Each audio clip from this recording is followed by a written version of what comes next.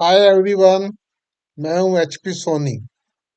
आज हम लोग पढ़ेंगे rescue station and rescue room के बारे में। जो लेफ्ट साइड में फोटो दिया हुआ है, ड्रैगर ब्रीथिंग apparatus BG4 का दिया हुआ है। हमने अभी माइनिंग गुरुजी ऐप लॉन्च किया है, जिसके ऊपर जूनियर ओवरमैन माइनिंग सदा रिक्रूटमेंट एग्जाम कोचिंग के और DGMS exam first class second class manager exam के लिए प्रिपरेशंस के लिए तैयार करने के लिए बनाया है। इसमें ऑनलाइन लाइव क्लासेस चलेगी, मॉक टेस्ट होंगे। मॉक टेस्ट बहुत सारे डले हुए हैं, रिकॉर्डेड वीडियो कोर्स भी डले हुए हैं। इसको ये ऐप को प्ले स्टोर से जाके डाउनलोड कर सकते हैं। ऐसे भी मैं इसके डिस्क्रिप्शन बॉक्स में इसका लिंक दे दूंगा। साथ ही साथ हमारे टेलीग्राम चैनल को भी आप सब्सक्राइब करिए, इसका भी लिंक मैं डिस्क्रिप्शन बॉक्स में दे दूंगा। चलिए हम लोग आगे बढ़ते हैं।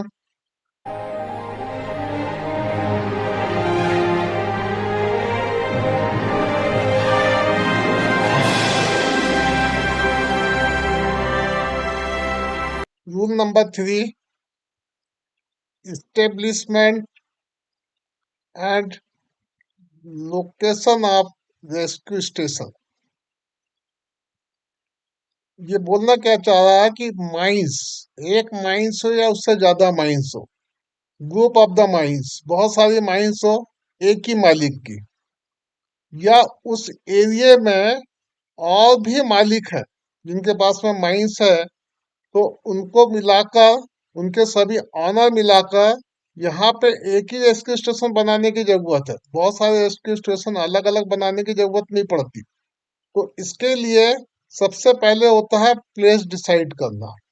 ये प्लेस डिसाइड करने के लिए हमको तीन लोगों की जो मतलब ऑनर, जो एक पहले जिसके पास बहुत सारी माइंस है, या और भी तीन चार पांच ऑनर्स जितनी भी माइंस है वो, और चीफ इंस्पेक्टर ऑफ माइंस, ये तीनों मतलब ये जितने लोग भी होंगे ये सब मिलकर बैठकर इसका प्लेस डिसाइड करेंगे कि रेस्क्यू स्टेशन हमारा किस जगह पे होना चाहिए। सेंट्रली लोकेटेड ही बनाते हैं नॉर्मली, सभी कंपनियों में सेंट्रली बना हुआ है। आप इस रेस्क्यू स्टेशन को मैनेज करने के लिए और साथ में रेस्क्यू रूम को भी मैनेज करने के लिए एक इंचार्ज बनाना पड़ता है, जिसको इसमें रेस्क्यू सुपरिटेंडेंट बोलते हैं, जो एक होना चाहिए। यहाँ पर इंस्ट्रक्टर कम से कम दो होना चाहिए, जिनका काम है इनिशियल ट्रेनिंग देना, रिफ्रेशर ट्रेनिंग देना, ब्रीथिंग apparatus का टेस्ट एंड एडजस्टमेंट काम करने का जवाबदारी इंस्ट्रक्टर का होता है। साथ में रेस्क्यू टेंट बनने के लिए जो आते हैं उनको पढ़ाते भी हैं लोग। अब रेस्क्यू स्टेशन में कुछ रेस्क्यू टेंट पर्सन्स का अपॉइंटमेंट करना पड़ता है हमको, जो इमरजेंसी में हमारी सहायता करेंगे, इमिडिएटली रेडी रहेंगे। रेस्क्यू टेंट पर्सन्स ये कम से कम 18 होना चाहिए, इससे ज्यादा जितना रखना चाहें आप रख सकते हैं, और 18 से कम नहीं होना। और ये रेस्क्यू टेंट पर्सन्स को हम जब रेस्क्यू स्टेशन अपॉइंट हो जाते हैं तो उनको रेस्क्यू ब्रिगेड मेंबर के नाम से पुकारा जाता है उनको।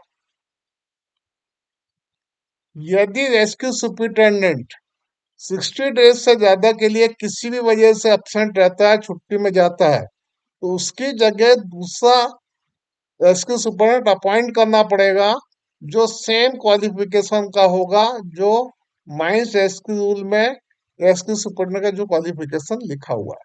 यदि 60 डेज से जाता है तो किसी भी वन ऑफ द इंस्ट्रक्टर को ये अथॉराइजेशन देके जा सकता है 60 डेज तक। 60 डेज के बाद आपको रेगुलर रेस्क्यू सुपरिटेंडेंट चाहिए, और क्वालिफिकेशन भी चाहिए उसका सेम।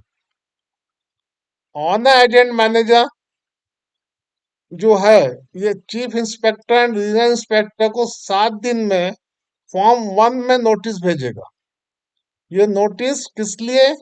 रेस्क्यू सुपरिटेंडेंट का अपॉइंटमेंट, टर्मिनेशन और लीव, या इसका ट्रांसफर हो गया तब भी और नया आया है तब भी, तो ये इस समय फॉर्म 1 भेजना पड़ता है 7 दिन के अंदर, चीफ इंस्पेक्टर ऑफ माइंस और रीजनल इंस्पेक्टर। और रिस्पॉन्सिबिलिटी है ऑनर एजेंट और मैनेजर जो भी उससे चार्ज में होगा। अब rescue rule number 4, functions of rescue station का काम क्या है, चलिए किस लिए बनाया जाता है, इसकी जरूरत क्या है हमको। ठीक है, तो इसके लिए ये बोलता है कि ये क्या काम करेगा।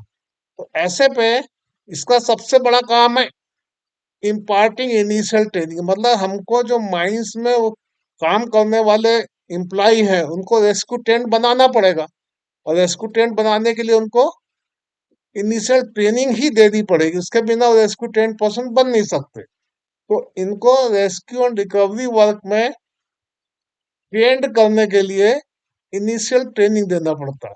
जैसे इनिशियल ट्रेनिंग इनकी पूरी होती है तो ये रेस्क्यू ट्रेंड पर्संस कहलाते हैं, रेस्क्यू ट्रेंड। तब इनका कहलाते हैं रेस्क्यू ट्रेंड पर्संस। तब ये रेस्क्यू एंड रिकवरी वर्क में इंस्ट्रूमेंट पहनकर, ब्रीथिंग apparatus पहनकर खदान में जाके काम कर सकते हैं। यहाँ पर इम्पार्टिंग रिफ्रेशर ट्रेनिंग भी करेगा। यदि आपके पास में रेस्क्यू स्टेशन के पास, ये रेस्क्यू स्टेशन है, इसके 35 किलोमीटर के अंदर में जितनी भी माइन है, 35 किलोमीटर रेडियस, जो भी माइंस है, सभी माइंस में का रिफ्रेशर ट्रेनिंग करेगा। यदि नो रेस्क्यू, यदि रेस्क्यू रूम है तो जरूरत नहीं है, और कोई रेस्क्यू रूम नहीं है तो ये उस जगह पर उनका इन रिफ्रेशर ट्रेनिंग भी देखेगा। जबकि रिफ्रेशर ट्रेनिंग का काम किसका है, रेस्क्यू रूम का है, कि तो है ही नहीं है, और ये 35 किलोमीटर के अंदर ये खुद ही देख लेगा, तो कई बार जरूरत भी महसूस नहीं होती बनाने की। ठीक है, अब यहाँ आता है प्रोवाइडिंग सपोर्ट।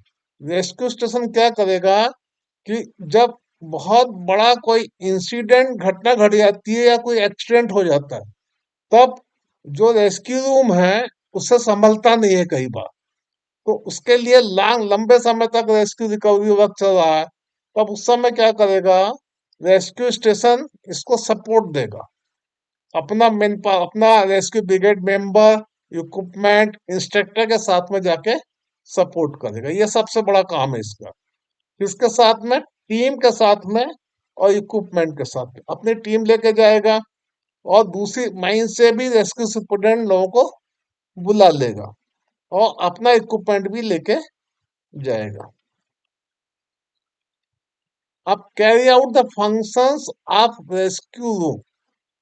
यदि आपके पास वो माइन तो है, रेस्क्यू स्टेशन के आसपास में माइंस तो है, मान लो ये रेस्क्यू स्टेशन है आपके पास में, यहाँ पे रेस्क्यू स्टेशन, और ये 35 किलोमीटर के दायरे में आपके पास में माइंस है बहुत सारी, और यहाँ पे कोई रेस्क्यू रूम नहीं है, तब इनके लिए ये रेस्क्यू रूम का भी काम करेगा, रेस्क्यू रूम का भी काम करेगा। यही बोलता है कि carry out function of rescue room if no rescue room in the mine. यदि माइन है तो, और रेस्क्यू स्टेशन के आसपास माइन नहीं है तो वहां तो आपको बनाना ही पड़ेगा। Rule number 5, establishment and location of rescue room. हमने रेस्क्यू स्टेशन पढ़ा था, अब हम इसको पढ़ेंगे रेस्क्यू रूम को। जहां पर भी ऑर्डिनरी एम्प्लॉयड 100 से ज्यादा यदि अंडरग्राउंड माइन में है, ठीक है, ये ऑर्डिनरी एम्प्लॉयड है, यदि 100 से ज्यादा है तो उस अंडरग्राउंड माइन में, और आपका उस अंडरग्राउंड माइन के अंदर में कोई भी रेस्क्यू स्टेशन 35 किलोमीटर के रेडियस में नहीं है, ठीक है ना, तो उस जगह पर आपको एक रेस्क्यू रूम बनाना पड़ेगा। यदि 100 से ज्यादा ऑर्डिनरी एम्प्लॉयड, पहला कंडीशन हो गया। दूसरा कंडीशन कि 35 किलोमीटर के अंदर में कोई भी रेस्क्यू स्टेशन नहीं है, तब आपको उस माइन के लिए रेस्क्यू रूम बनाना पड़ेगा। आसपास और भी माइन हो सकती है, ठीक है, तो बट इस जगह पर और भी माइन है, नंबर ऑफ माइंस हो सकती है, 2 होगी, 4, 10, 15 जो भी होगी 35 किलोमीटर के अंदर में, और ये सब मिला के 5,000 से ज्यादा ऑर्डिनरी एम्प्लॉयड नहीं होना चाहिए। सभी माइन मिला के 5,000 से ज्यादा नहीं होना चाहिए। और यदि होते भी हैं तो हमको क्या करना पड़ेगा कि रेस्क्यू, ठीक है ना। और ऑल माइन 35 किलोमीटर है, 5,000 से ज्यादा मैन पावर हो गया और माइन भी 35 किलोमीटर के सभी रेडियस के अंदर में है। तब इसके अंदर में एक प्रोविजन दिया हुआ है। वो प्रोविजन है कि यहाँ पर रेस्क्यू रूम जो है रेस्क्यू स्टेशन का काम करेगा। रेस्क्यू स्टेशन नहीं रहेगा, एक्चुअल रेस्क्यू स्टेशन ये नहीं रहेगा, but as a rescue station काम करेगा। वर्क एज ए मतलब रेस्क्यू स्टेशन जैसा काम करेगा। बट रेस्क्यू स्टेशन प्योर जो है वो एक तो हमारे पास में है ही है। तो ये 5,000 से ज्यादा ऑर्डिनरी एम्प्लॉयड अंडरग्राउंड में होते हैं। उस कंडीशन में हमको रेस्क्यू रूम जो है रेस्क्यू स्टेशन का काम करेगा। अब इसके अंदर में कुछ कंडीशंस है कि वो रेस्क्यू स्टेशन कुछ रेस्क्यू स्टेशन का काम नहीं करेगा। जैसे ये वाला काम नहीं करेगा जो रेस्क्यू स्टेशन का है कि इम्पार्टिंग इनिशियल ट्रेनिंग। जो रेस्क्यू टेंट बनना चाहते हैं उनको ट्रेनिंग रेस्क्यू स्टेशन में ही दी जाएगी। इसको हम बोलते हैं रेस्क्यू स्टेशन के अंदर में इनिशियल ट्रेनिंग। यहाँ पर 15 एक्स्ट्रा सेट चाहिए 2 घंटे वाले ब्रीथिंग apparatus के, जो इसके रेस्क्यू रूम में जो इक्विपमेंट रखे होने चाहिए। उसके अलावा भी 15 एक्स्ट्रा सेट आपको यहाँ पे रखने पड़ेंगे। इंचार्ज, इस जगह पे जो इंचार्ज होगा वो इंस्ट्रक्टर क्वालिफिकेशन का होगा। नॉर्मल केस में इंस्ट्रक्टर क्वालिफिकेशन का इंचार्ज रेस्क्यू रूम में नहीं होता है, पर rescue room working as a rescue station जब काम करने लगेगा तब हमको उसका इंचार्ज का क्वालिफिकेशन भी बढ़ाना पड़ेगा। यहाँ पे एटलीस्ट 5 रेस्क्यू 10 पर्सन रहने चाहिए। और उसमें से एक आदमी जो रहेगा वो रेस्क्यू रूम इंचार्ज का क्वालिफिकेशन का होना चाहिए। मतलब रेस्क्यू रूम इंचार्ज का क्वालिफिकेशन में क्या है, मिनिमम ओवरमैन सर्टिफिकेट है। रेस्क्यू टेंट तो रहेगा ही रहेगा, साथ में यहाँ पे मिनिमम जो क्वालिफिकेशन है उसका मिनिमम वो है ओवरमैन सर्टिफिकेट। और मेटल माइन के लिए 4 मैन है, ये मिनिमम है। इससे नीचे का पोस्ट का आदमी रेस्क्यू रूम इंचार्ज नहीं बन सकता। ये 4 मैन हम मेटल माइन में ओवरमैन को ही 4 मैन बोलते हैं वहां पर। तो ये होगा वहां पर। यदि मेटल माइन के लिए है, मॉइल के लिए अलग से बना हुआ तो वहां 4 मैन रहेगा। कोल के लिए है तो हमारा ओवरमैन रहेगा। अब आता है in case of fiery seam 2nd degree या 3rd डिग्री की। यदि आपके पास में फायरी सीम है, फायरी सीम 1st डिग्री में हो सकती है, 2nd डिग्री तो बोल ही रहा, 3rd डिग्री बोल ही रहा।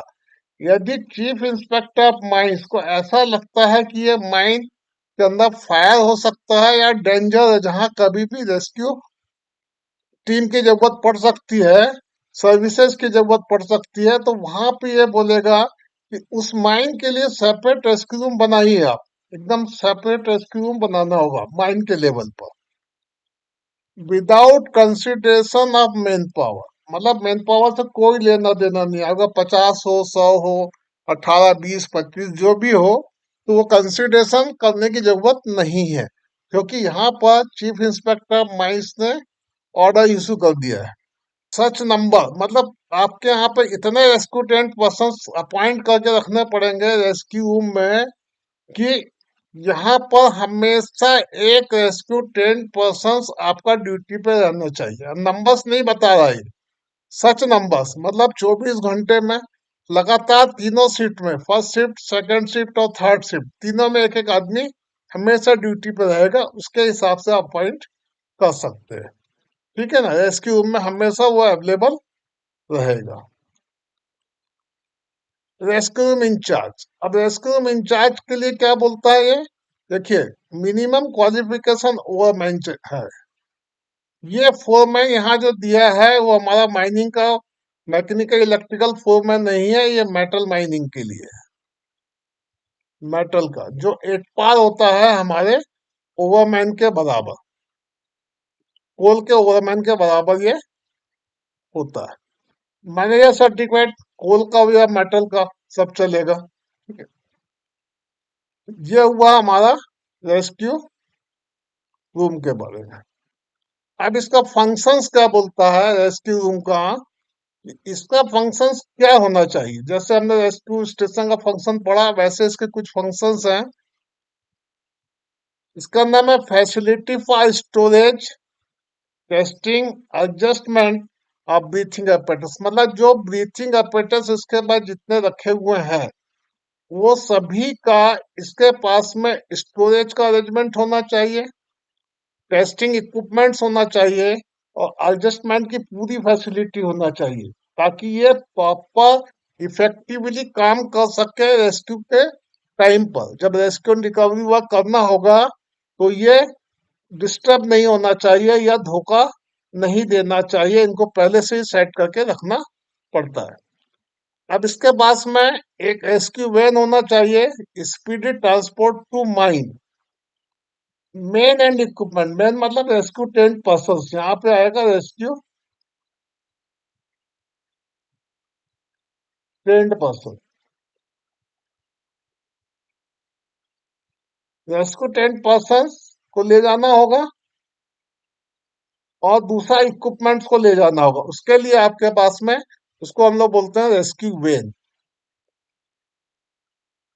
रेस्क्यू वेन ये सभी रेस्क्यू रूम में स्टेशन में रहती है। ठीक है, तो ये है हमारा फंक्शन। तो आज का क्लास हम लोग यहीं समाप्त करते हैं।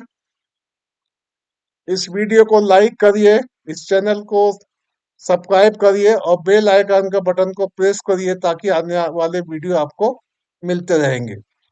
Okay, thanks.